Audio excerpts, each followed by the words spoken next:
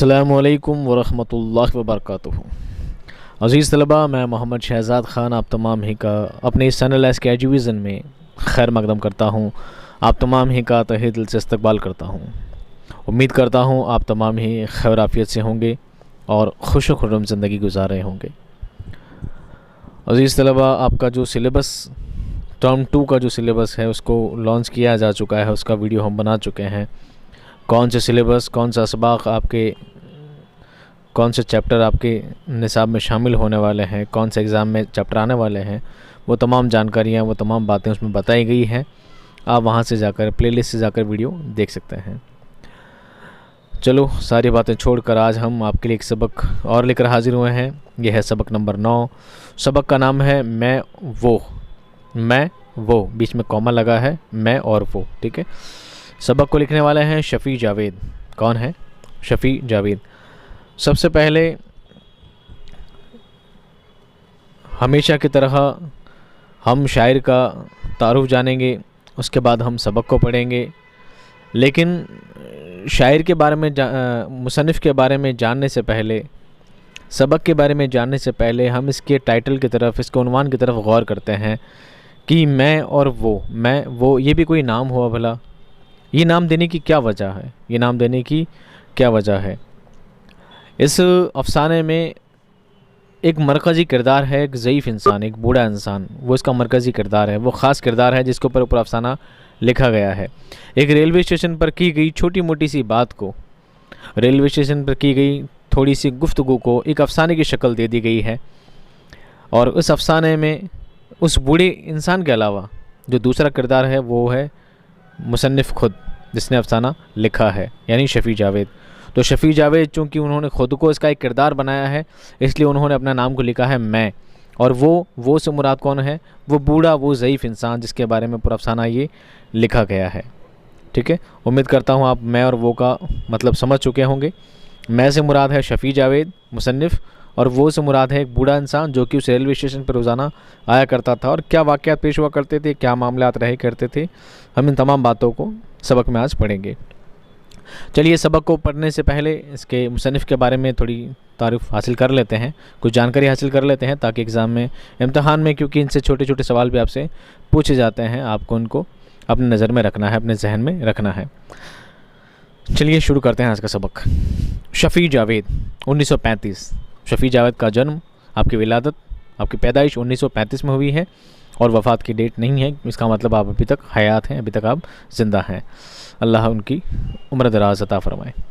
शफ़ी जावेद सूबाए बिहार के शहर मुज़फ़्फ़रपुर में पैदा हुए। घर का माहौल अदबी था।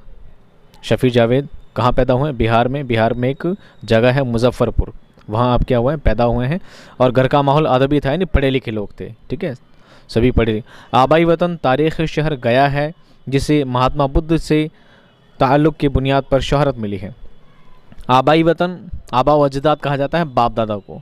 आबाई यानी बाप दादा का अपना पुश्तैनी घर। पुश्तैनी आपका शहर कौन सा है? गया।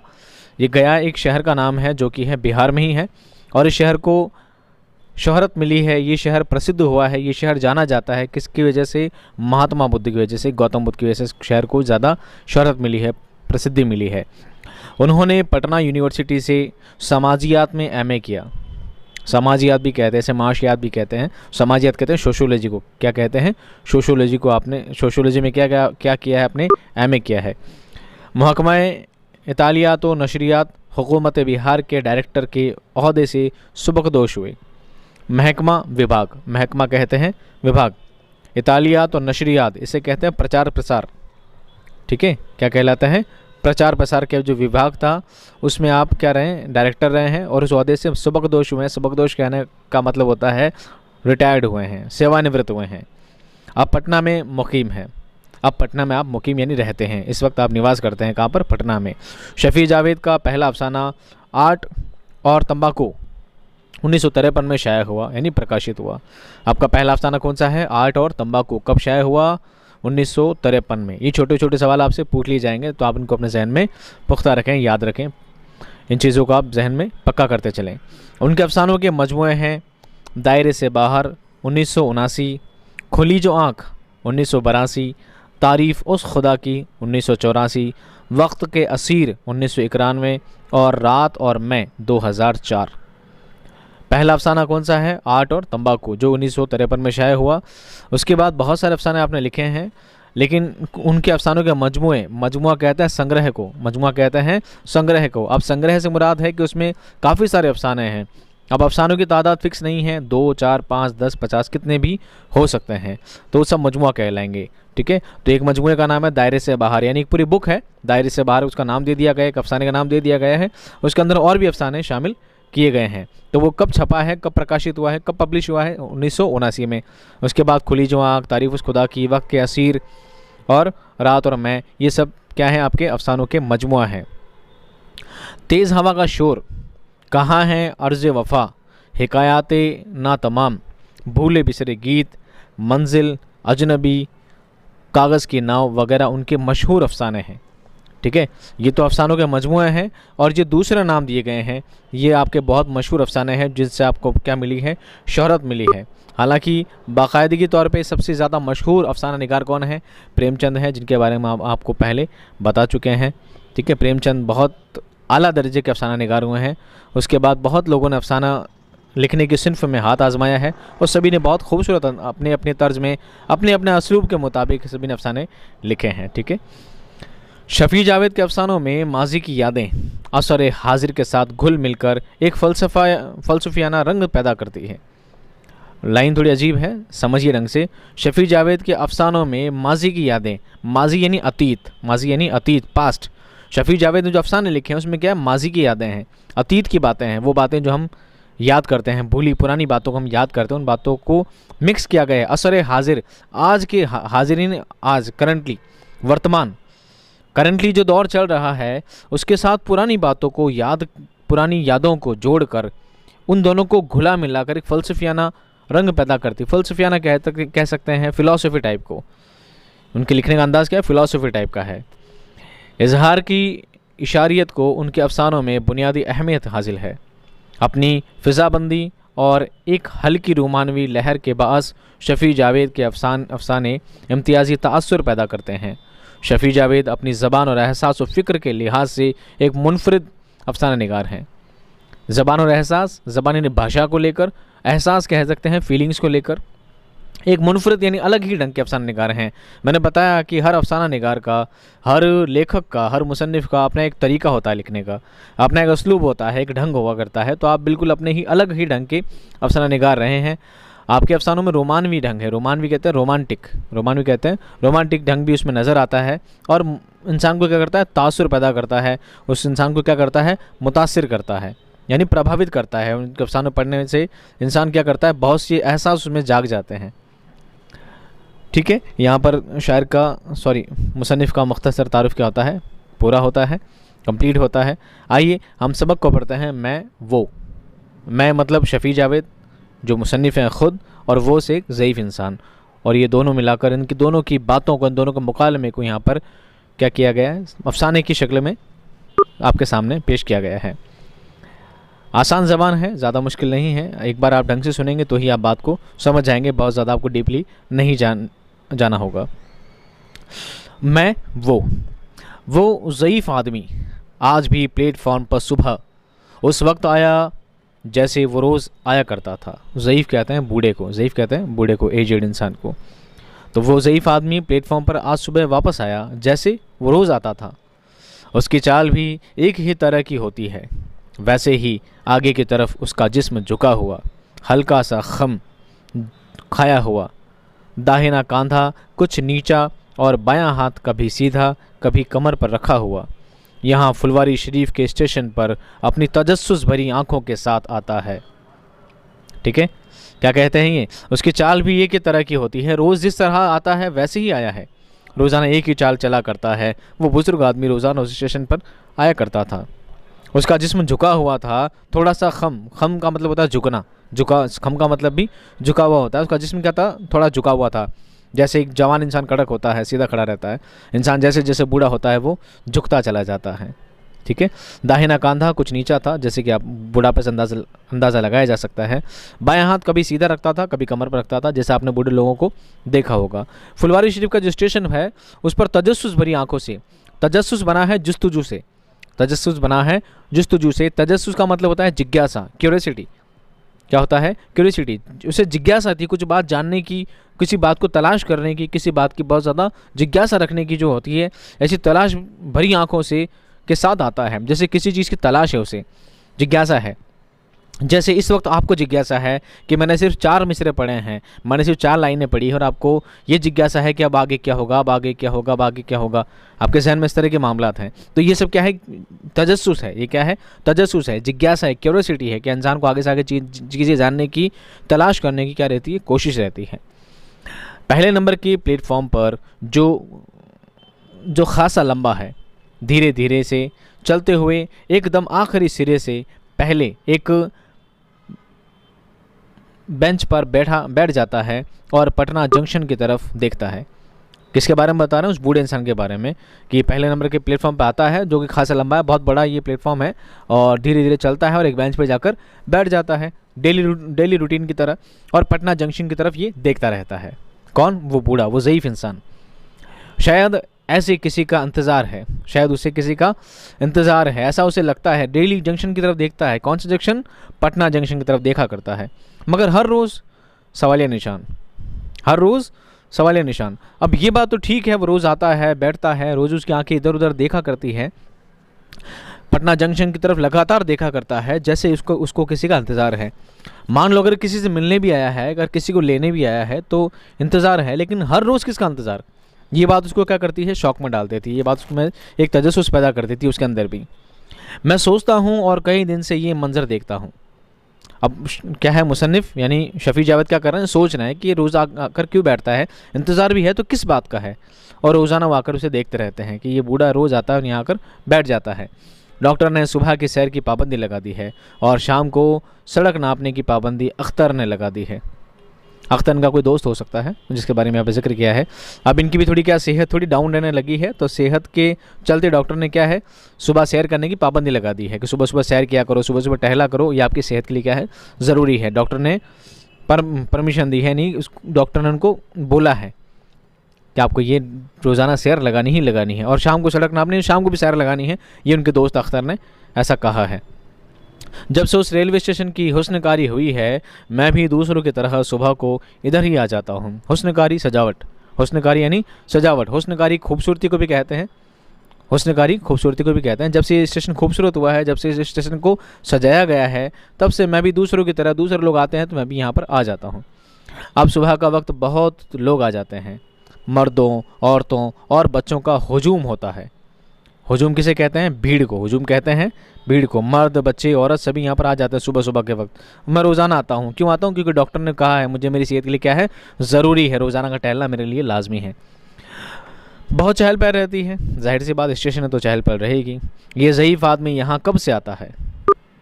सुबह की सैर तो उसका मकसद नहीं मालूम होता, क्योंकि ये आकर उसी बेंच के उस एक गोशे में बैठ जाता है।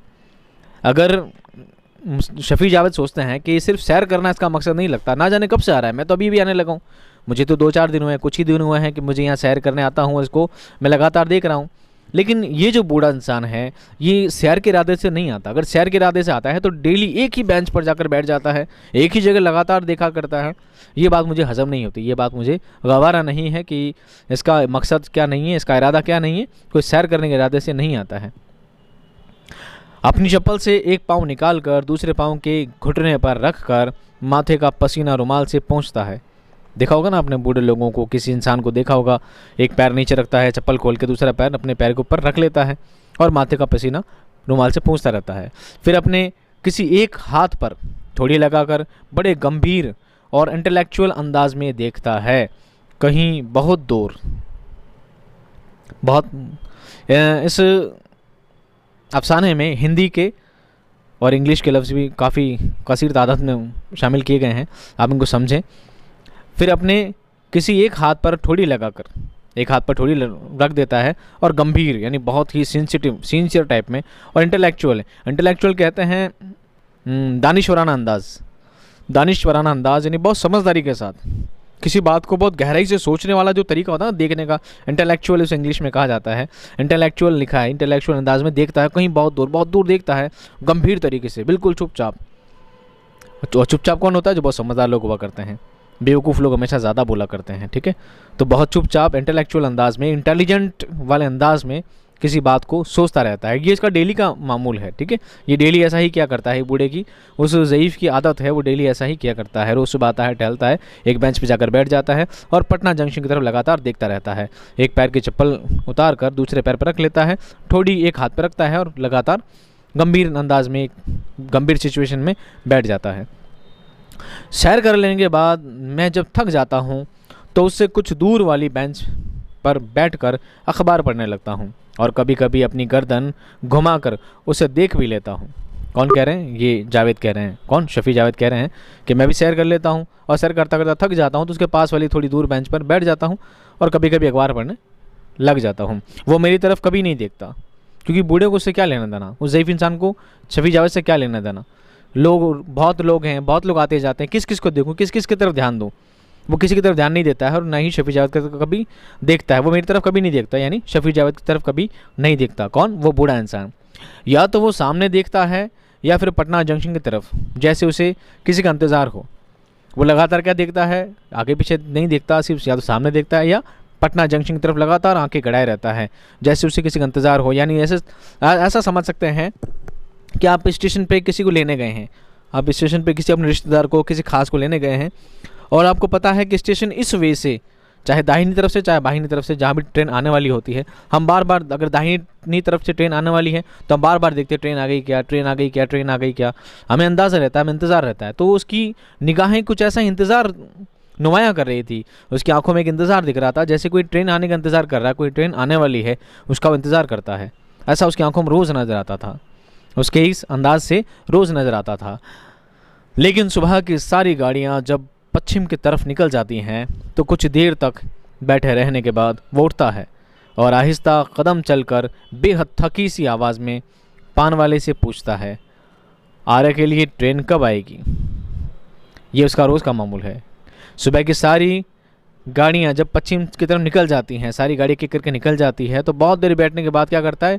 उठता है, आराम से जाता है, थकी सी आवाज़, यानी बहुत बूढ़ा इंसान धीरे से पूछता है, किससे? पान वाले से। क्या पूछता है? आरा के लिए ट्रेन कब आएगी? आरा एक जगह है, कहाँ है? बिहार में ही है, ठीक है। तो बिहार वाली ट्रेन कब आएगी? पान वाला हंस देता है और रोज़ की तरह कहता है, बाबा वो तो गई, बाबा वो तो गई। कब चली गई? लेकिन मैं तो यहीं बैठा इंतज़ार कर रहा था। बूढ़ा जाकर जब बैठा बैठा थक जाता है तो बड़ी थकी सी आवाज़ में पान वाले के पास जाता है और क्या पूछता है कि आरा के लिए ट्रेन कब आएगी? तो पान वाला हंस देता है और क्या बोलता है? बाबा वो तो गई। अब ये बूढ़ा बोलता है कि कैसे चली गई? मैं तो यहीं बैठा इंतज़ार कर रहा था, मेरे सामने तो नहीं गई। पान वाला उसकी बात का अब कोई जवाब नहीं देता है। जब उसकी बात का जवाब होता ही नहीं तो वो जवाब देता ही नहीं है। वो फिर पूछता है, आरा वाली ट्रेन ... सवालिया निशान। ये पूरी बात लिखने की जगह इससे कहते हैं अलामत हज़्फ़, अलामत हज़्फ़, ठीक है। ये ... जो है इसका मतलब बात पूरी थी और यहाँ पर छुपा दी गई है। आप इसके बारे में पूरी बात लिखना ज़रूरी नहीं है, आप खुद समझ के आरा वाली ट्रेन आगे क्या पूछना है, वही बात जो उसने पहले पूछी थी वही बात उसने दोहराई होगी, आरा वाली ट्रेन कब आएगी, ठीक है, यही बात उसने पूछी। अब कल आना बाबा। कौन बोलता है? पान वाला बोलता है। वो कुछ उकताई हुई आवाज़ में जवाब देता है, लेकिन उसकी आवाज़ में शायद थोड़ा सा तरहम भी है, या शायद मुझे भी ऐसा ही लग रहा है। यानी बूढ़ा उसके पास जाता है और पूछता है कि आरा की ट्रेन कब आएगी? वो बोलता है, बाबा वो तो गई। बूढ़ा बोलता है कि कैसे चली गई? मैं तो यहीं बैठा था, मैं तो नहीं बैठा था, कैसे जा सकती है? तो कहता, बाबा अब कल आना, अब कल आना। तो अब शायद अब शफ़ी जावेद कहते हैं कि मुझे ऐसा लगा उसकी बातों में थोड़ा सा तरहम है। तरहम कहते हैं रहम को। क्या है? रहम है। वो थोड़ा रहम खाता है, थोड़ा तरस खाता है उस बूढ़े पर, और तरस खाई वाली बात में रहम से उसके साथ उसको जवाब देता है, उकताई हुई बात। अरे बाबा गई ना, अब क्या है? कल आना बाबा, कल आ जाना, कल वापस आ जाएगी, ठीक है, अब कल आना। यानी उस पान वाले को भी पता है कि बूढ़ा क्या है, अब बूढ़ा हो चुका है, क्या है अपनी भाषा में आप यूँ कह सकते हो, सटिया चुका है ना, कि बूढ़ा सटिया गया है, वापस आया। अरे बाबा कल आना, बाबा कल वापस आ जाएगी। उसे पता है, उसका रोज़ का मामूल है, रोज़ आता है। तो उसकी बातों में रहम है। अब रहम है या नहीं, लेकिन मुझे ऐसा लग रहा है, ऐसा भी मुझे पता नहीं, मुझे यानी किसको? मुसन्निफ़ को। मुसन्निफ़ कौन? शफ़ी जावेद को ऐसा लग रहा है कि बातों में रहम है या नहीं, या मुझे ही ऐसा लगता है, खुदा बेहतर जाने। आज भी वो कोने वाले बेंच पर आकर बैठ गया और मैं भी थक जाने के बाद अखबार पढ़ने लगा हूँ। हवा खुशगवार है और अमलतास के फूलों का साया हम दोनों के सिरों पर है। आज भी यानी डेली रूटीन के मुताबिक जैसा रोज़ाना हुआ करता है, आज भी है। वो वहीं बेंच पर आकर बैठा है, पास वाली बेंच में मैं भी आकर बैठा हूँ। हवा खुशगवार है, खुशगवार कहते हैं खुशनुमा को, खुशबूदार को, सुहावनी को। हवा सुहावनी है, खुशबूदार है, खुशगवार है, बहुत अच्छी लग रही है, अच्छी फीलिंग दे रही है। अमलतास एक पेड़ का नाम है। अमलतास क्या है? एक पेड़ का नाम जिसमें काली काली फलियाँ लगती है। काम क्या आता है ये तो मुझे नहीं पता, लेकिन अमलतास का भी पेड़ हुआ करता है। अमलतास के फूलों का आशा हम दोनों के सिरों पर है, यानी हम दोनों अमलतास के पेड़ की छाया में बैठे हैं। खबरों में कोई खास बात ना थी, यानी एक बार पढ़ रहा था और खबर ऐसी कोई खास नहीं थी। मैं थोड़ी ही देर में ऊब कर इधर उधर देखने लगा। ऊब गया यानी बोर हो गया, ऊब गया यानी उकता गया, परेशान हो गया। उस वक्त डिलक्स धड़ाधड़ हुई गुजर गई। धड़ाधड़ फटाफट, धड़ाधड़ जल्दी जल्दी। कौन सी गाड़ी? डिलक्स गाड़ी। बहुत तेज़ रफ्तारी से, बहुत तेज़ स्पीड से उसे लंबा सफ़र जो तय करना है, डिलक्स को बहुत दूर जाना है, इसलिए बहुत तेज़ी से निकल गई। दिल्ली से हावड़ा तक लंबे सफ़र के लिए तेज़ रफ्तार तो ज़रूरी है। ये ट्रेन कहाँ से कहाँ तक जाती थी? दिल्ली से हावड़ा तक जाती थी। उसके बाद राजधानी शाही ट्रेन की अपनी ही शान थी। राजधानी एक्सप्रेस की अपनी ही बात थी, बहुत खूबसूरत, बहुत बढ़िया ट्रेन है। ऐसा कौन कह रहे हैं? शफी जावेद कह रहे हैं। बूढ़े आदमी ने अपनी घड़ी देखी। मैंने उसकी बेंच के करीब जाकर कहा, आज राजधानी लेट है बाबा। अब शफी जावेद को बहाना चाहिए था उस बूढ़े से, उस ज़ईफ़ से क्या करने का? बात करने का। तो बूढ़ा जब घड़ी देख रहा था तो इन्होंने क्या करा, पास जाके बोला कि बाबा आज तो राजधानी क्या है, थोड़ी लेट है। राजधानी का टाइम तो हो चुका है, डेली इसी टाइम पर राजधानी एक्सप्रेस आ जाया करती है। आज राजधानी थोड़ी लेट लगती है, थोड़ी देरी से लगती है। अब राजधानी भी। बूढ़े आदमी ने पहली बार मुझे मुस्कुरा कर देखा। पहली बार, इतने दिन तक तो देखता ही नहीं था, अभी जाकर बोला तो बूढ़े ने मुस्कुरा कर देखा। उसकी मुस्कुराहट कुछ उससे भी ज़्यादा बूढ़ी मालूम होती थी। देखिए बहुत गहराई वाली बात है, उस बूढ़े की मुस्कुराहट उससे भी ज़्यादा बूढ़ी थी। बूढ़ी यानी बहुत बूढ़ी, पुरानी। जैसे उसकी मुस्कुराहट से ऐसा लग रहा था जैसे मानो कई अरसों बाद, कई दिनों बाद वो हंसा हो, कई दिनों बाद उसके चेहरे पर ये मुस्कान आई हो। उसके पास कोई वजह ही नहीं है मुस्कुराने की, हंसने की, खुश रहने की। ऐसा उसके चेहरे से नज़र आ रहा था। उसकी पहली मुस्कुराहट से ऐसा महसूस हुआ कि मानो एक लंबी तवील, एक बड़ी अरसे के बाद वो मुस्कुराया हो। बहुत बूढ़ी हंसी लग रही थी। होता है बाबा, ऐसा भी होता है, होता है बाबा, ऐसा भी होता है। कभी कभी ट्रेन लेट भी हो जाया करती है। हमारी बात ख़त्म ना हो पाई थी कि संपूर्ण क्रांति आ गई और उस छोटे से स्टेशन पर खुदा मालूम क्यों रुक गई। संपूर्ण क्रांति, ये भी ट्रेन का नाम है, ये भी एक ट्रेन का नाम है, ठीक है, एक ट्रेन का नाम है संपूर्ण क्रांति। तो वो भी आ गई, उस छोटे से स्टेशन पर रुक गई, खुदा मालूम क्यों रुक गई। यानी उस स्टेशन पर संपूर्ण क्रांति जो ट्रेन थी उस छोटे स्टेशन पर कभी रुकती नहीं थी, पर आज क्यों रुक गई खुदा जाने, ना जाने आज क्यों इसका रुकना यहाँ पर हो गया। उसे क्या हुआ जो यहाँ, इसे क्या हुआ जो यहाँ, इसे क्या हुआ जो आज यहाँ पर रुक गई। आगे पटना जंक्शन पर प्लेटफॉर्म खाली ना होगा।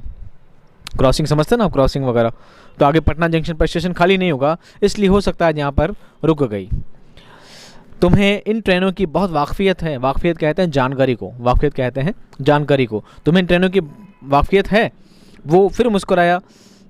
इस बार उसकी मुस्कुराहट और आवाज़ अच्छी लगी। इस बार थोड़ा मुस्कुरा कर बोला, क्या बात है, तुम तो बोल रहे हो कि संपूर्ण क्रांति इस छोटे से स्टेशन में क्यों रुक गई, आगे हो सकता है पटना जंक्शन का प्लेटफॉर्म खाली नहीं होगा, ये सब बातें तुम्हें कैसे पता। वो बूढ़ा उस किससे बोला, मुसन्निफ से बोला, शफी जावेद से बोला, तुम्हें इतना कैसे पता, तुम अच्छा खासा ज्ञान है, वाकफियत कहते हैं जानकारी, तुम अच्छा खासा ज्ञान, अच्छी जानकारी ट्रेनों के बारे में। वो थोड़ा हंसते हंसते बोला और शायर को या सॉरी मुसन्निफ को उसकी बातें क्या लगी, थोड़ी उसकी बातें थोड़ी अच्छी लगने लगी थी। उसकी मुस्कुराहट और उसकी आवाज़ पहले से थोड़ी अच्छी लगी कि बूढ़ा कुछ बोला तो सही, चुपचाप बैठा रहता, ना जाने किस गम में डूबा हुआ है। बहुत तो नहीं बाबा, बस थोड़ी सी काम चलाओ मालूमात रखता हूँ। बहुत ज़्यादा जानकारी नहीं है, थोड़ी बहुत काम चल जाए इतनी जानकारी मैं रखता हूँ ट्रेनों के बारे में। मैं भी इस बेंच पर बैठ गया, मैं भी उसी बेंच पर बैठ गया जहाँ पर बूढ़ा बैठा था। संपूर्ण क्रांति के मुसाफिरों ने आइसक्रीम, पान, सिगरेट और नाश्ते की कचौरियों वालों की को खूब नवाजा, यानी खूब पैसे दिए, खूब नवाजा, खूब खरीदारी करी, क्योंकि स्टेशन पर कभी गाड़ी रुकती नहीं थी, अब रुक गई है तो लोगों ने आइसक्रीम, पान वगैरह जो भी खाना था, खूब खाने पीने का सामान लोगों ने खूब खरीदा। वो ज़ईफ़ आदमी मुस्कुराता रहा। और मैं उसे गौर से देखता रहा। यानी वो बूढ़ा इंसान मुस्कुराता रहा, उसके चेहरे पर मुस्कान थी और मैं यानी शफ़ी जावेद लगातार उसे देख रहा था। उसके सफ़ेद बालों में अब तक लहरें बाकी थी, यानी उसके बाल घने थे। उसके बाल कैसे थे? घने थे। और जब बाल थोड़े घने होते हैं, बाल थोड़े लंबे होते हैं, तो बाल में लहर होती है ना, एक बाल थोड़े बल खाए हुए होते हैं, तो उसके बालों में लहर अभी क्या थी? बाकी थी, यानी बिल्कुल गंजा टकला नहीं था मेरी तरह। घने सर के बाल, घने सर के बाल बच्चों जैसे उसके बेदाग चेहरे पर उसके सांवले पस मंज़र में अच्छे लग रहे थे। सांवला सा था। कैसा था? सांवला सा था। बच्चे के जैसा उसका चेहरा था, बेदाग था, यानी उसके चेहरे पर कोई दाग यानी कोई निशान नहीं था। मैंने सोचा ये शख्स खूबसूरत रहा होगा। यानी इस बुढ़ापे में भी इसके बाल घने हैं, इस बुढ़ापे में भी उसके बाल घने हैं, बालों में लहरें बाकी हैं, बालों में घनापन बाकी है, उसके चेहरे पर कोई दाग नहीं है और अच्छा सा चेहरा उसका लग रहा है, मानो वो बचपन में बहुत, जवानी में बहुत क्या रहा होगा? खूबसूरत रहा होगा। ऐसा किसने? शफ़ी जावेद ने सोचा ऐसा। क्या सोचते हो बेटा? उसने मेरे कंधे पर हाथ रखकर पूछा। किसने? उस बूढ़े ने, उस ज़ईफ़ ने शफ़ी जावेद के कंधे पर हाथ रखा और पूछा, क्या सोचते हो बेटा? सोच रहा था बाबा कि आप किसके लिए आते हैं। मैं? हाँ, मैं अपने आप के लिए आता हूँ, वो ठंडी सी आवाज़ में बोला। बाबा आप किसके लिए आते हैं? वो बोला, मैं खुद के लिए आता हूँ, अपने लिए आता हूँ। बिल्कुल ठंडी सी आवाज़ में, धीरे सी जबान में बोला। मैं समझा नहीं, मुसन्निफ़ बात को समझा नहीं। इंसान खुद के लिए कैसे आ सकता है? एक वक्त ऐसा भी आता है बेटा, समझ लोगे, जब तुम पर ऐसा वक्त भी कभी आएगा। मैं अपने लिए आता हूँ। ये बात जब ज़ईफ़ ने बोली, बूढ़े ने बोली कि मैं अपने लिए आता हूँ, तो मुसन्निफ़ को ये बात हजम नहीं हुई। ये बात उसको गवारा नहीं हुई कि कोई इंसान अपने लिए भी कैसा आता है। अपने लिए इंसान तो घर पे पड़ा रह सकता था, घर पे भी रह सकता था। इंसान आता है किसी के इंतज़ार में, किसी को लेने के लिए, किसी को ड्रॉप करने के लिए। खुद के लिए कैसा आ सकता है? तो ज़ईफ़ बोलता है एक ऐसा वक्त भी आता है कि इंसान खुद के लिए भी आ जाता है। अब जब तुम मेरी उम्र में आ जाओगे, जब तुम कभी ऐसे हालात में आ जाओगे जिस हालात से मैं दो चार हुआ हूँ, जब तुम मेरी कंडीशन में आ जाओगे, तब तुम्हें ये बातें समझ में आ जाएगी कि मैंने गलत नहीं बोला था। मैं तो जीवन का तीर्थ यात्री हूँ, लेकिन शायद जहाँ पहुँचना था वहाँ पहुँच नहीं पाया। शायद रास्ता भटक गया, लेकिन अंतरात्मा वही है, यात्री की अंतरात्मा। कौन बोल रहा है? ज़ईफ़ बोल रहा है, बूढ़ा बोल रहा है। मैं तो जीवन का तीर्थ यात्री हूँ। तीर्थ यात्री किसे कहते हैं? इंसान जब सारे ज़िंदगी के सारे काम कर कुरा कर, ज़िंदगी के सारे कामों का अंजाम देकर, अपने गुनाहों की बख्शिश के लिए किसी मुअज़्ज़िज़ स्थान पर, किसी मुअज़्ज़िज़ जगह पर, ठीक है, किसी आला जगह पर, अजीम जगह पर जाया करता है, उसे तीर्थ कहते हैं। ठीक है, जैसे हिंदू मज़हब में भी हुआ करता है तीर्थ यात्रा पर जाना, 4 धाम की यात्रा करना। ठीक है, तो मैं तो तीर्थ यात्री हूँ, अपनी ज़िंदगी की तीर्थ यात्रा कर रहा हूँ, लेकिन ऐसा लगता है जैसे अपना रास्ता भटक गया था। ऐसा लगता है जैसे रास्ता भटक गया था, लेकिन अंदर से आत्मा वही है मेरी। कौन सी? एक यात्री वाली। मैं आज भी तीर्थ यात्रा ही कर रहा हूँ, अपने गुनाहों की बख्शिश कर रहा हूँ, किसी जगह पर नहीं जा रहा हूँ तीर्थ यात्रा करने, किसी जगह पर नहीं जा रहा हूँ, लेकिन क्या कर रहा हूँ? अपने अंदर ही अंदर क्या कर रहा हूँ? तीर्थ यात्रा कर रहा हूँ। इस बात को आप यूँ समझ लीजिए कि एक इंसान को क्या होता है, हज करना लाजमी है, हज करना उसको फ़र्ज़ है। अगर अल्लाह ताला ने उसे साहिब निसाब बनाया है, तो इंसान पर हज करना क्या है? लाजमी है, फ़र्ज़ है। लेकिन इंसान हज नहीं कर पाता है। अगर वो साहिब निसाब नहीं है, फिर भी उसके दिल में तमन्ना है कि वो हज करे, तो क्या करे? माँ बाप को मोहब्बत से देखे, माँ बाप को मोहब्बत से देखे, माँ बाप के साथ मोहब्बत वाले सलूक से पेश आए, तो यही उसके लिए हज है, यही उसके लिए हज है। तो यही बात ये कह रहा है कि मैं 4 धाम तो नहीं गया, लेकिन यही बैठा बैठा अपनी तीर्थ यात्रा खुद पूरी कर रहा हूँ, अपने आप में ही पूरी कर रहा हूँ। यहाँ पर आ जाता हूँ, अपने आप को महसूस करता हूँ। बाबा फिर भी मैं नहीं समझा। अब फिर भी ये बात समझा नहीं कि यार इंसान 4 धाम गया नहीं, फिर भी कहीं गया नहीं तीर्थ यात्रा करने, और फिर भी कह रहा मैं बैठा बैठा तीर्थ यात्रा कर रहा हूँ। ये फ़िलासफ़ी की बातें, साइकिल, ये ज्ञान वाली बातें उसके समझ में नहीं आई। शफ़ी जावेद कहते हैं मैं बाबा फिर भी नहीं समझा आप जो बोलना चाह रहे हो। तुमने ज़िंदगी कहाँ देखी है बेटा, तुम क्या समझ पाओगे? ये बातें समझाने की नहीं है। बूढ़ा कह रहा है ये बातें समझाने की नहीं, ये बातें तो एहसास है, ये बातें तो तजुर्बा है ज़िंदगी का, ये बातें समझाई नहीं जा सकती। और तुमने भी ज़िंदगी कहाँ देखी है? ये बात आपसे मैं भी कह देता हूँ कभी कभी, ये बात आपके वालिदैन भी कहते हैं, ये बात आपके बूढ़े भी कहते हैं। अभी तुमने बेटा क्या देखा, अभी तुमने ज़िंदगी कहाँ देखी है? कहते हैं ना, तो वही अंदाज में उस बूढ़े ने भी बोला, अभी तुमने ज़िंदगी कहाँ देखी है? तुम ये बातों को समझोगे नहीं, तुम ये बातें भी समझ नहीं पाओगे, अभी तो ज़िंदगी में बहुत कुछ देखना बाकी है। नहीं, खूब देखी है। अभी थोड़े गुस्सा वाले अंदाज में, नहीं खूब देखी है मैंने ज़िंदगी। इस जीवन की महाभारत में बड़ा संघर्ष रहा है, मैंने ताकत भरी आवाज़ में कहा। इस जीवन के महाभारत में बड़ा संघर्ष रहा है। जीवन का जो महाभारत है, ज़िंदगी को किससे तशबीह दिया? महाभारत से। महाभारत का जो युद्ध हुआ है, महाभारत की जो घटनाएं हुई हैं, झगड़े हुए हैं, महाभारत की जो जंग हुई है, उस जंग से अपनी ज़िंदगी को तशबीह दिया है कि मेरी ज़िंदगी महाभारत की जैसी रही है। मैंने महाभारत के जंग की तरह, महाभारत के युद्ध की तरह अपनी ज़िंदगी को जिया है, बहुत संघर्ष किया है, बहुत ही एफर्ट की है, बहुत कोशिशें की है, बहुत मेहनत की है। बाबा आप कहे तो मैंने ज़िंदगी नहीं देखी, मैंने खूब देखी है। हो सकता है बूढ़ा 60 साल का, 70 साल का हो, तो ये भी बच्चा नहीं है, मुसन्निफ भी क्या बच्चा नहीं हो सकता, 30-35 का ये भी हो, 35-40 का ये भी हो। और उसने कहा नहीं बाबा खूब देखी मैंने। आप तो यूं ही कह रहे हो मैंने ज़िंदगी नहीं देखी, मैंने बहुत देखी है। मैंने ताकत भरी आवाज़ से कहा, बेटा तुमने तपती दोपहर में चटियल सड़क के किनारे साइकिल का पंचर निकलवाया है कभी?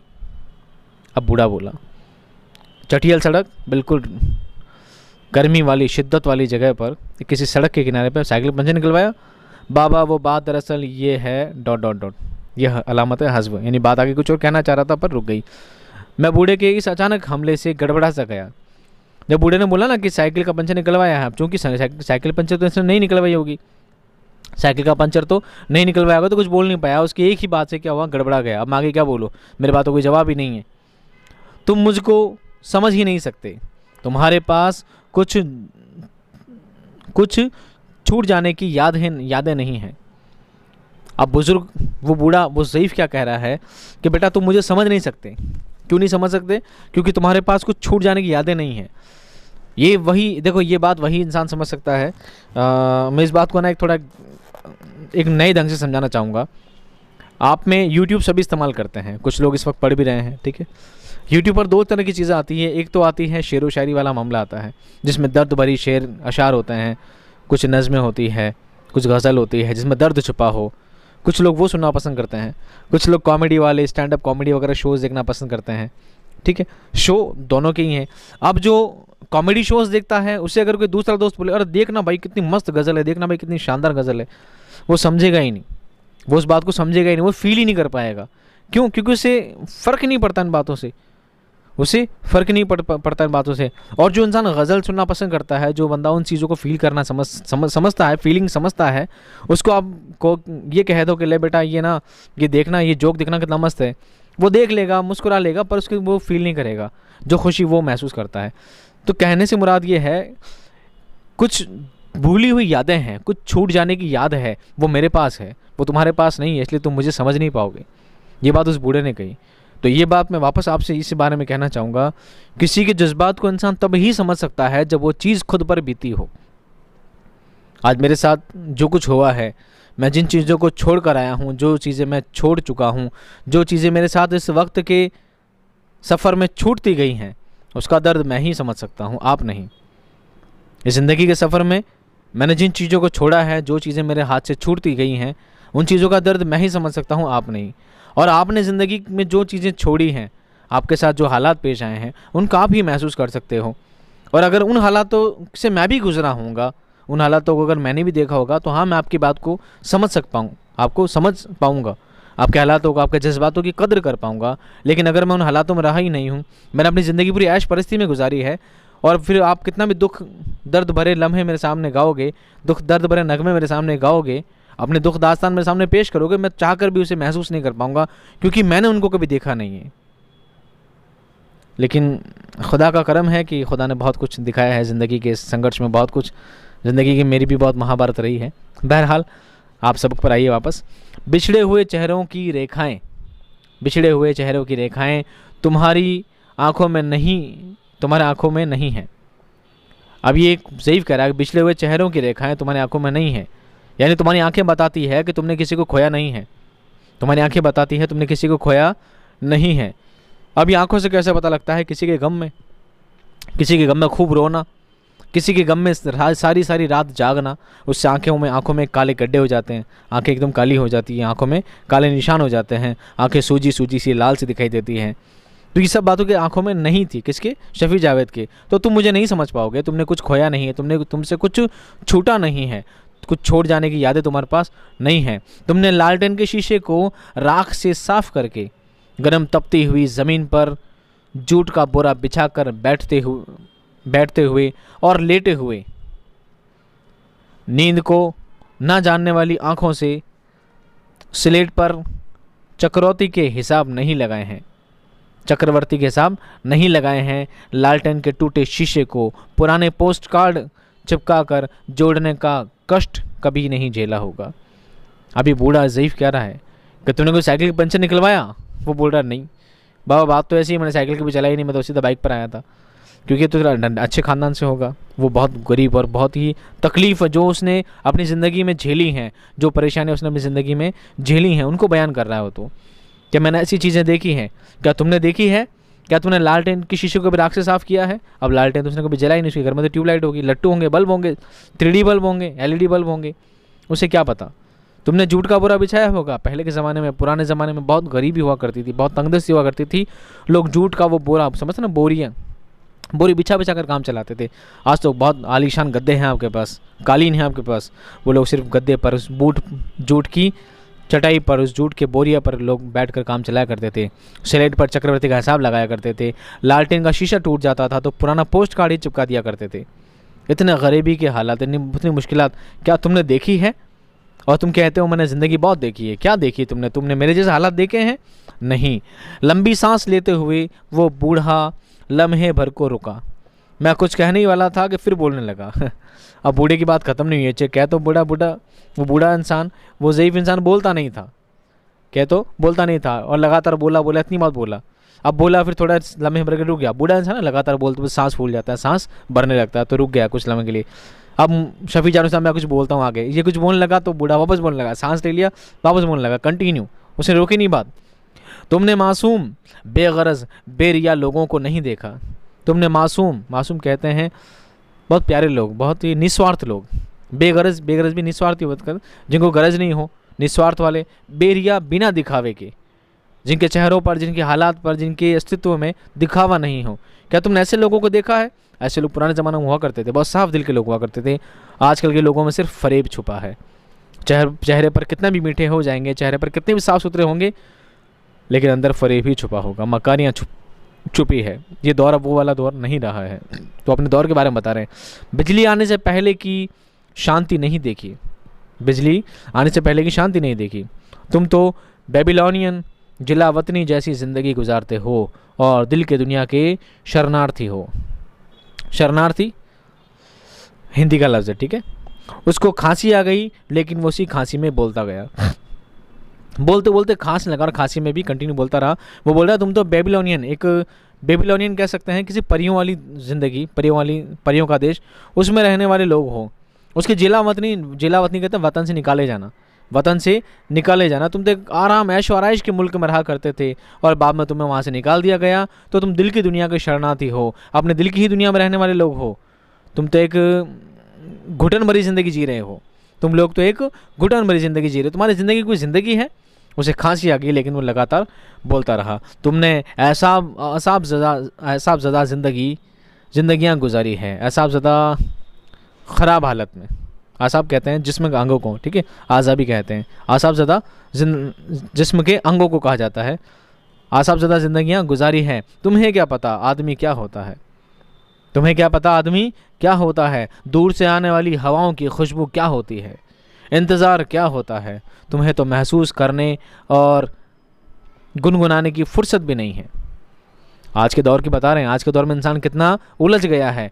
आज के दौर में इंसान काम धंधों में, दूसरे काम में कितना उलझ गया है कि दूर से आने वाली खुशबू क्या होती है। दूर से आने वाली खुशबू से मुराद है कि जब कोई इंसान तुमसे दूर चला गया है और जब कभी दूर से वो लौट के आता है तो उससे मिलने की खुशियाँ, उससे मिलने की वापस खुशियाँ, वो खुशियाँ क्या होती है? तुम्हें क्या पता? अरे आज तुम्हारा कोई दोस्त बहुत दूर चला गया है, कहीं पढ़ने गया है, कोई काम करने गया है, कोई तिजारत के लिए गया है, बिजनेस के लिए गया है, और काफ़ी दिन बाद लौटा हो, तो आपको वो खुशी नहीं होगी। क्यों नहीं होगी? आप डेली उससे मोबाइल पे बात करते होंगे, आप डेली उससे चैट्स किया करें, चैट पे, व्हाट्सएप पे बातें किया करते होंगे। वो आ भी गया तो आपको इतनी खुशी नहीं होगी। जो एक ऐसी हो कि इंसान चला जाए और 15 दिन, 20 दिन, महीने, काफ़ी समय बाद अचानक से वापस आपको बहुत दिनों बाद मिले, आप पहली बार उसको देखें, फिर आप उससे बात करें, तो खुशी क्या होती है? तुम्हें तो पता भी नहीं है। तुम नए ज़माने के लोग हो। इंतज़ार क्या होता है कि ना जाने मेरा दोस्त कब आएगा, ना जाने मेरा दोस्त कब आएगा, मैं फिर उससे कब मिलूँगा, मेरे उससे बात कब होगी। एक इंतज़ार क्या होता है, तड़प क्या होती है। तुम्हें महसूस करने की है ही नहीं, तुम्हें महसूस करने की सलाहियत है ही नहीं, क्योंकि तुमने इन चीज़ों को देखा ही नहीं है, तुमने इन चीज़ों को महसूस किया ही नहीं है। तुम्हें गुनगुनाने की फ़ुर्सत भी नहीं है, तुम्हें गाने गुनगुनाने की भी फ़ुर्सत नहीं है। क्या तुम कहते हो कि मैंने ज़िंदगी जी है? तुमने दुनिया क्या देखी है? दुनिया सबका खून पी जाती है। मैंने कहना चाहा लेकिन अल्फाज मेरे दिल ही में रह गए। अब शफ़ी जावेद बोलना चाहते थे, लेकिन चूंकि बूढ़ा लगातार बोलता जा रहा था, बोलना चाहा लेकिन अल्फाज दिल में रह गए। दिल में बात भी रहेगी। क्या बोलना चाहते थे? दुनिया सबका खून पी जाती है, दुनिया सबका खून पी जाती है। इस दुनिया में कोई भी सुकून से नहीं रह सकता। सुकून है सिर्फ नमाज में, खुदा की इबादत में। बाकी दुनिया में जो इंसान दुनियादारी में फंसा रहेगा, दुनिया सबका खून पी जाती है। दुनिया इंसान को उसमें डाल देती है, दुनिया इंसान को सचमुच में दुनिया में डाल देती है। और दुनिया क्या है? दुनिया एक छलावा है, दुनिया एक धोखा है, और दुनिया इंसान को धोखे में डाल देती है और इंसान परेशान वाली ज़िंदगी गुजारा करता है। जो इंसान खुदा से, रब से जुड़ा रहता है, सिर्फ वही ज़िंदगी सुकून से गुजार सकता है। बेटा, ऐसा तुम्हारे साथ कभी हुआ है कि पानी कोई दूसरा पिए और प्यास तुम्हारी मिट जाए? ऐसा हुआ कभी कि पानी कोई दूसरा पिए और प्यास तुम्हारी मिट जाए? ये देखो मोहब्बत की अलामत है। ये किसकी अलामत है? मोहब्बत की अलामत है। एक माँ होती है, क्या चाहती है? अपने बच्चों को भूखा नहीं देखना चाहती। भले उसके पास खाना नहीं होता है, वो अपने बच्चों को खाना खिला देती है और ये उम्मीद करती है, इस तरह दिखाती है कि जैसे बच्चों ने खाना खा लिया, मेरा भी पेट भर गया, भले इसने खाना नहीं खाया है। तो ये मोहब्बत की अलामत है। ये किसकी अलामत है? मोहब्बत। क्या तुमने महसूस किया है ऐसा? महसूस, ये पुराने दौर की बातें बेटा, ये बातें हम जानने को नहीं मिलेगी। ऐसी खालिस मोहब्बत, ऐसी शुद्ध पवित्र मोहब्बत, इतनी दिलचस्पी मैंने इस दौर में तो बहुत मुश्किल है देख पाना। बहुत ही कम लोग मैंने देखे हैं ऐसे। मैं उम्मीद करता हूँ आप अच्छे बच्चे बनोगे। मैंने देखे हैं ऐसी औलाद, मैंने देखे हैं ऐसे बच्चे देखे हैं जो आज माँ बाप अगर कुछ बात कह दे तो वापस झड़क कर माँ बाप को वापस जवाब दे दिया करते हैं। माँ बाप को वापस झड़क कर जवाब दे दिया, तुम क्या जानो, चुप हो जाओ, यूँ तुमने मेरे लिए किया क्या है? ये सब बातें आज के दौर में सुनने को मिल जाती हैं। तो क्या तुमने महसूस किया है कभी ऐसी बात कि खाना कोई और खाए, पानी कोई और पिए और प्यास तुम्हारी बुझ जाए? ऐसा महसूस हुआ है? नहीं। ऐसा कभी होता भी है क्या? मैंने कुछ चिढ़कर पूछा। मैं डॉक्टर से पूछने लगा, वो बूढ़े से पूछने लगा, ऐसा भी होता है क्या? पानी कोई और पिए और प्यास मेरी बुझ जाए, ऐसा हो सकता है क्या? चिढ़कर पूछा गुस्से में। तो बोले जा रहा भाई, ऐसी बातें, ऐसा भी कुछ होता है क्या? ना समझ पाओगे अभी। हम दोनों कुछ देर के लिए चुप हो गए। फिर मैंने हिम्मत करके पूछ लिया, आप कौन हैं बाबा? बूढ़े की पेशानी पर शिकन आलूद हो गई। शिकन कहते हैं टेंशन को, परेशानी को, चिंता को। पेशानी पर झुर्रियाँ आ जाना, ठीक है, ये होता है। क्या होता है? शिकन आलूद होना पेशानी पर। वो कहने लगा, लगातार बोलता गया। बूढ़े ने कहा, तुम नहीं समझ पाओगे, तुम अभी उस दौर के लोग नहीं हो, तुम नए लोग हो, तुम इन बातों को समझ नहीं पाओगे, तुम में एहसास करने की, महसूस करने की क्षमता तुम लोगों में अब नहीं रही है। इसने बोला कि बूढ़ा इतनी बात बोल गया, मैं समझ नहीं पाया बंदा है कौन? ये कोई बहुत पहुंची वस्ती तो नहीं है जिससे मैं बात कर रहा हूँ। आप कौन है बाबा? अब है कौन? मुझे बताओ सही, आप कौन है? तो बूढ़े के चेहरे पर, उस बूढ़े की पेशानी पर शिकन आलूद हो गई। उसके चेहरे पर कुछ झुर्रियाँ दिखाई देने लगी जो उसको टेंशन बता रही थी, जैसे वो किसी टेंशन में है। वो अहद व पैमान के जजीरे जहाँ मोहब्बत की फसलें उगती थी, तुम्हारे लाए हुए जहर के समंदर में डूब गए। अब तुम मुझसे पूछते हो कि मैं कौन हूँ? दिल का दरवाज़ा बंद हो जाता है तो लोगों की पहचान भी बंद हो जाती है। देखिए, बहुत ही गहरी बातें हैं इनमें। वो अहद व पैमान के जजीरे कहते हैं टापू को, जजीरा कहते हैं टापू को। समुद्र के बीच में जगह जगह खुश्क जगह जो हुआ करती है, समंदर के बीच में जो खुश्क जगह हुआ करती हैं, जहाँ पानी नहीं होता, टापू कहते हैं उसी को। क्या कहते हैं? जजीरा। क्या कहते हैं? जजीरा कहा जाता है। वो अहद व पैमान की बातें, वो हमारी पक्की बातें, जहाँ मोहब्बत की फसलें उगा करती थी। यानी वो बूढ़ा बता रहा है, वो यही बता रहा है, कभी हमने भी बहुत मोहब्बत की थी, कभी हम भी मोहब्बत के साथ लोगों के साथ रहा करते थे, लेकिन तुम्हारे लाए हुए जहर ने समंदर में डूब गए हैं। अब वो टापू गया हुआ डूब गया। तुम जो जहर लेकर आए हो, तुमने जो सारी बातें मुझसे उगलवा ली हैं, मुझसे पुरानी बातों को छेड़ दिया है, मेरे पुरानी बातों को, उन जख्मों को वापस ताज़ा कर दिया है, तो मैं उनमें समंदर में क्या हो गया? डूब गया, उन बातों में वापस डूब गया। अब तुम मुझसे पूछते हो मैं कौन हूँ? दिल का दरवाज़ा बंद हो जाता है तो लोगों की पहचान भी बंद हो जाती है। जब दिल का दरवाज़ा बंद हो जाता है तो लोग पहचान नहीं पाते। जैसे एक आपने मिसाल देखी है ना, कोई शख्स आपसे अगर आपसे पैसे मांग ले, और आप उसको, और बाद में फिर चुकाने की बारी आए तो कौन है भाई, मैं तो तेरे को जानता भी नहीं, तो वही बात है, जब दिल का दरवाज़ा बंद हो जाता है, जब मोहब्बत ख़त्म हो जाती है, किसी शख्स के लिए हमारे दिल में मोहब्बत ख़त्म हो जाती है, तो पहचान भी बंद हो जाती है। हम उसे जानते भी नहीं, हम उसे बाद में जानते भी नहीं। ऐसी बात आपने गज़लों में, शायरियों में सुनी होगी। किस कदर झक्की और चिड़चिड़ा है ये बूढ़ा, मैंने दिल में कहा और चुप हो रहा, लेकिन चलने से पहले हिम्मत करके मैंने पूछ लिया, बाबा आप करते क्या हैं। किस तरह झक्की है, कितना चिड़चिड़ा है ये डोकरा, कितना अजीब आदमी है, कितना सनकी है, सड़ेलू आदमी एक नंबर का। कोई बात करते हैं साला सीधा सीधा जवाब नहीं देता था, है ना। ऐसी बात जहन में थी कि टापू है, मोहब्बत की थी, समुद्र में डूब गया, किसी टेढ़ी टेढ़ी बातें करता, सीधी सीधी जवाब तो कोई देता ही नहीं। मैं पूछ रहा हूँ कौन है, तो जवाब ही नहीं देते, बातें उल्टी उल्टी करते हैं। समुद्र और टापू बीच में कहाँ से आ गए, कितना झक्की है, चिड़चिड़ा है। मैं ये बातें कहना चाहता था, लेकिन मन ही मन में इंसान ऐसी बातें कह नहीं पाता है, और मन ही मन में इंसान दबा लेता है। तो मैंने आखिर में हिम्मत करके एक सवाल और पूछ लिया, बाबा आप करते क्या हैं, आप करते क्या हैं।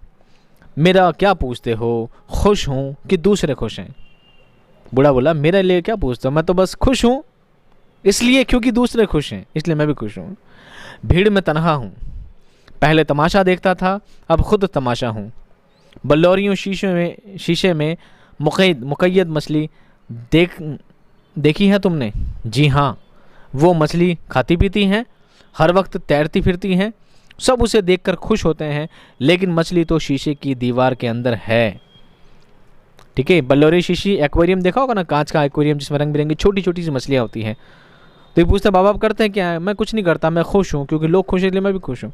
पहले तमाशा देखता था, अब खुद तमाशा हूँ। भीड़ में तनहा हूँ, भीड़ में तनहा हूँ। भीड़ में इंसान तनहा कब होता है, ये बात आप समझेंगे, आपने शायरी में बात सुनी होगी। भीड़ में तनहा इंसान तब होता है जब हज़ारों का हुजूम है, हज़ारों की लाखों की भीड़ हो, और उस भीड़ में कोई आपका हमसर ना हो, कोई आपका साथी नहीं हो, तो आप भीड़ में अकेले हैं। एक रेलवे स्टेशन पर हज़ारों लोग आते जाते हैं, और उन लोगों में मेरी उम्र का मेरे बुढ़ापे जैसा कोई इंसान है ही नहीं। कोई ऐसा है नहीं जिससे मैं बात करूँ, कोई है नहीं जिससे मैं चीत करूँ। बातचीत के लिए, मिलने जुलने के लिए, मुलाकात के लिए कोई शख्स है ही नहीं। अगर कोई मुझसे मिलने जुलने वाला नहीं, बातचीत करने वाला नहीं, तो मैं क्या हूँ, इतनी भीड़ में भी क्या हूँ, अकेला हूँ, तन्हा हूँ। कब, जब मेरे साथ में कोई है ही नहीं।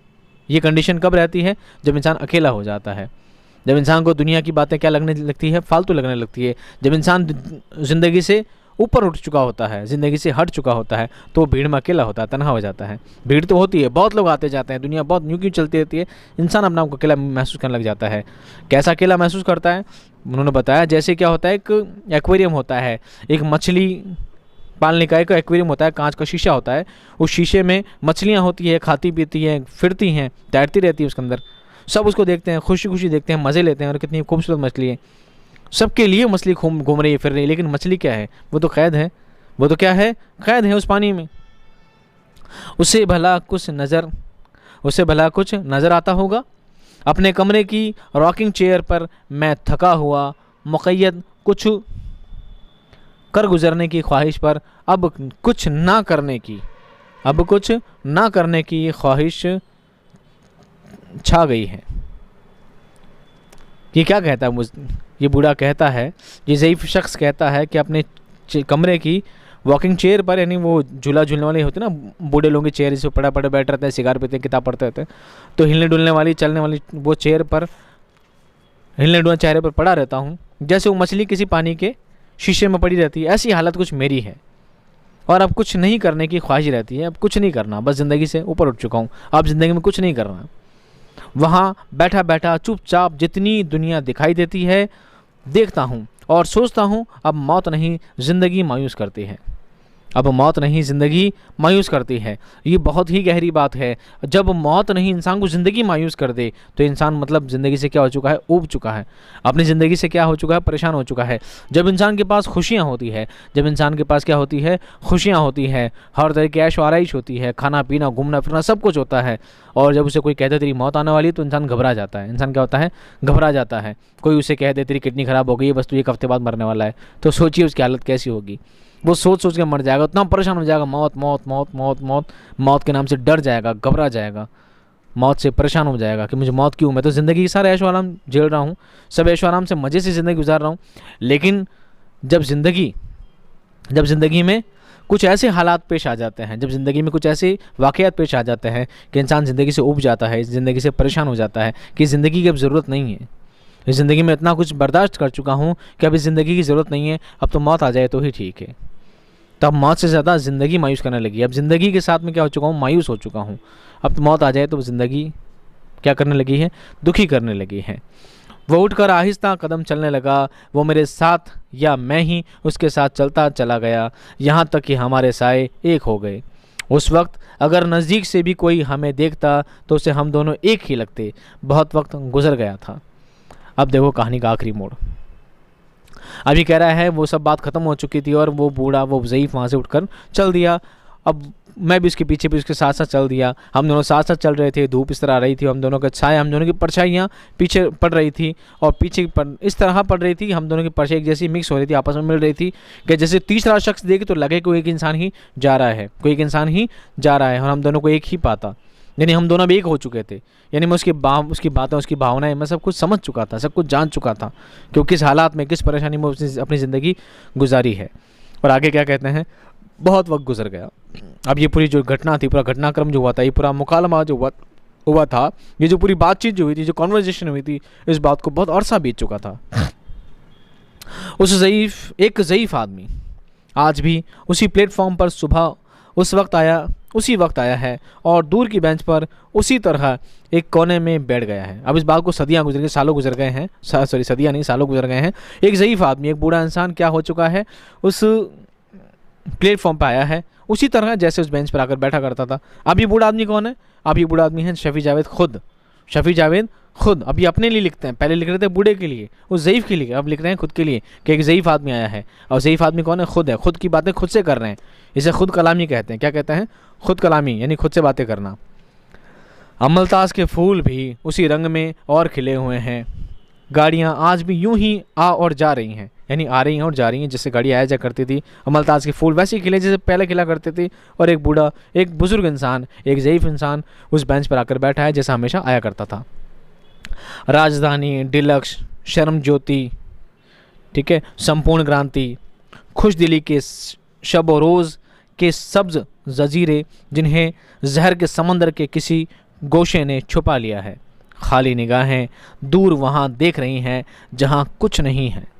खाली निगाहें वहाँ देख रही है जहाँ पर कुछ नहीं है, क्योंकि सुख खुशी ज़िंदगी सब क्या बीत चुकी है।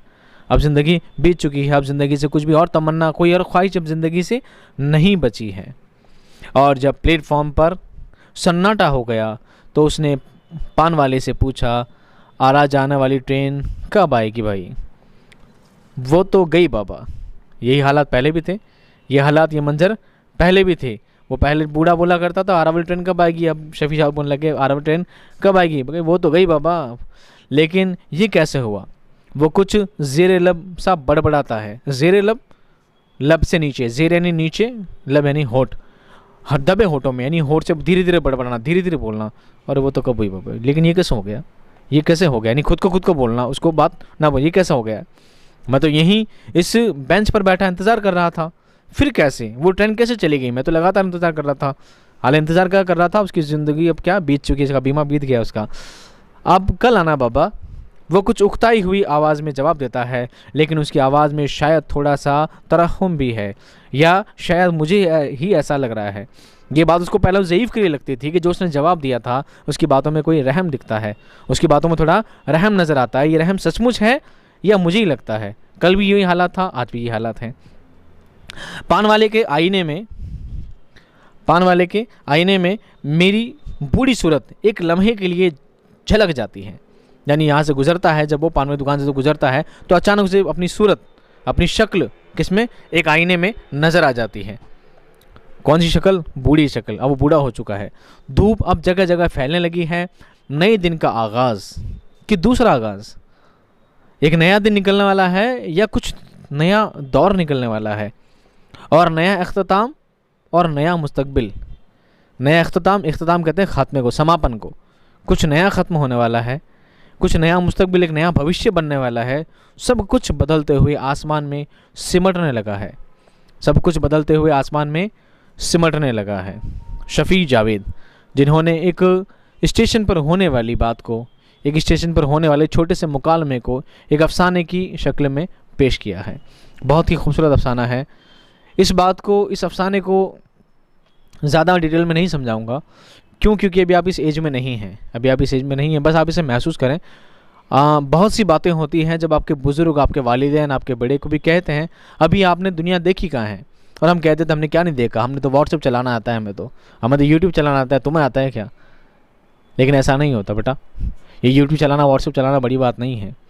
इंसान अपनी ज़िंदगी में किन किन बड़े बड़े मरहलों से, किन चरणों से गुज़रता है, ये वही लोग जानते हैं जो हमसे पहले गुजरे हैं, जो हमसे पहले हमारे जो वालिदैन ने, हमारे बुज़ुर्गों ने जो ज़िंदगी देखी है, हमने उनका कुछ नहीं देखा है। हमने उन हालातों को बिल्कुल नहीं जाना है। लेकिन जब हम जानेंगे तो पता लगेगा कि हाँ, हमारे बुज़ुर्गों ने, हमारे वालिदैन ने, हमारे बड़ों ने सचमुच कितना संघर्ष किया है। हमने तो कुछ भी नहीं किया है। हम तो हाथ में बस मोबाइल लेकर बैठ जाया करते हैं, यूट्यूब पर आराम से चैप्टर सुन लिया करते हैं। लेकिन उन लोगों ने अपनी पढ़ाई के लिए, अपनी ज़िंदगी संवारने के लिए और हमारी ज़िंदगी संवारने के लिए कितनी परेशानियाँ झेली हैं, ये बात आपको तब ही समझ में आएगी।